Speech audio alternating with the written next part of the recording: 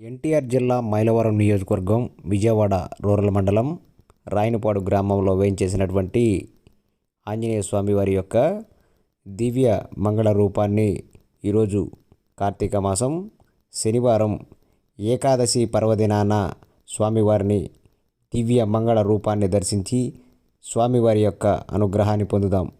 ఎన్టీఆర్ జిల్లాలోని మైలవరం నియోజకవర్గం విజయవాడ రూరల్ మండలం రాయనపాడు గ్రామంలో వేయించేసినటువంటి వేరు హౌసింగ్ ఫుడ్ కార్పొరేషన్లో వేయించేసినటువంటి ఎంతో మహిమ విశేషత కలిగినటువంటి స్వామివారి యొక్క దివ్య మంగళ రూపాన్ని దర్శిద్దాం.